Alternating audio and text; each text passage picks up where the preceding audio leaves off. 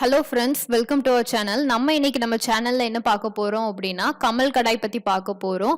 So நான் உங்களுடைய பெல்ஷா. So அதுக்கு பார்த்தீங்க அப்படின்னா நான் ஸ்கொயர் ஷேப்பில் ஃபர்ஸ்ட் ஒரு பாக்ஸ் போட்டுக்கிட்டேன்.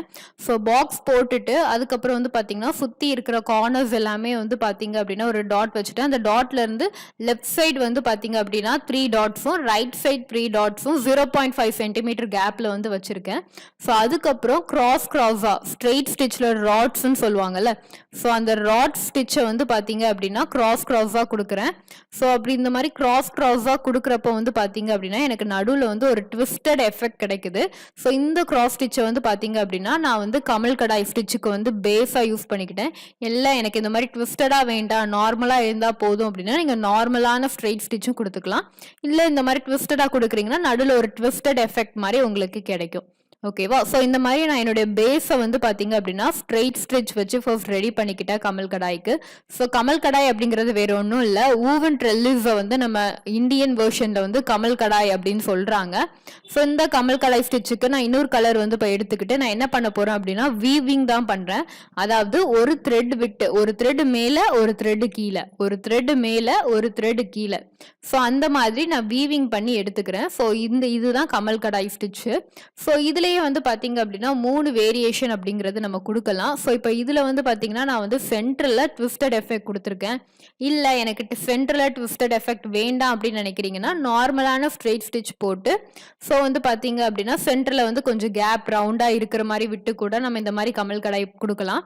அது செகண்ட் வேரியேஷன். இல்லை எனக்கு அந்த வேரியேஷனும் வேண்டாம் அப்படின்னு நீங்கள் நினைக்கிறீங்க அப்படின்னா ஒன்றுமே இல்லை.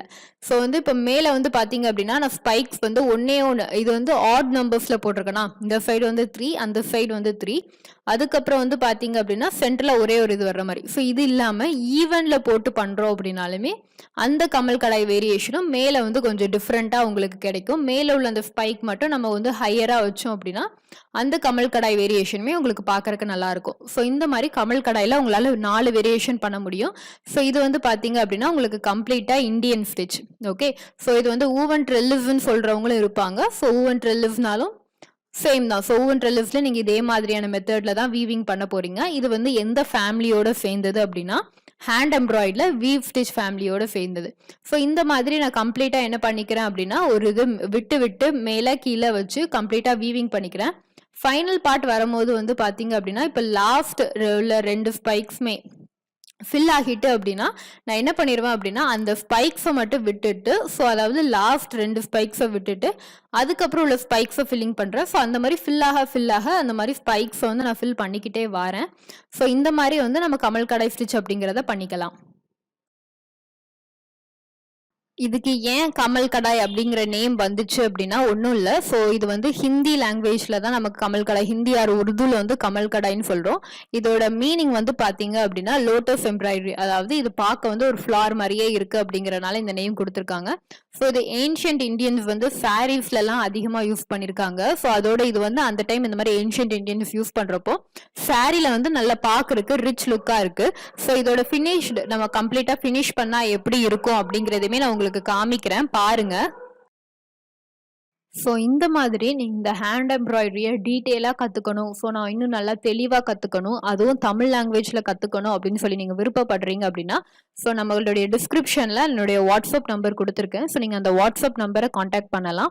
ஸோ உங்களுடைய ஜென்ரல் நாலேஜுக்கு பார்த்தீங்க அப்படின்னா ஸோ உங்களுக்கு ஹேண்ட் எம்ப்ராய்டரியில் நிறைய ஸ்டிச்சஸ் இருக்குது. ஸோ அதில் கிட்டத்தட்ட ஒரு 20 ஃபேமிலிஸ் இருக்குது. ஸோ எல்லாத்தையும் பற்றியுமே நம்மளுடைய ஹேண்ட் எம்ப்ராய்டரி கிளாஸஸில் உங்களுக்கு டீட்டெயிலாக தமிழில் சொல்லித்தரப்படும். ஸோ உங்களுக்கு என்ன டீட்டெயில்ஸ் வேணும் கீழே இருக்கிற வாட்ஸ்அப் நம்பருக்கு காண்டாக்ட் பண்ணுங்க. ஸோ உங்களுக்கு இந்த வீடியோ பிடிச்சிருக்கு அப்படின்னா மறக்காம நம்ம சேனலை லைக் பண்ணிக்கோங்க, சப்ஸ்கிரைப் பண்ணிக்கோங்க. ஸோ உங்களுக்கு வேற எதுவும் டீட்டெயில்ஸ் வேணும், வேற எதுவும் ஸ்டிச் பற்றி தெரிஞ்சுக்கணும்னு நினைச்சீங்க அப்படின்னா அதை மறக்காம கீழே கமெண்ட் பண்ணுங்க. ஸோ தேங்க்யூ ஃபார் வாட்சிங்.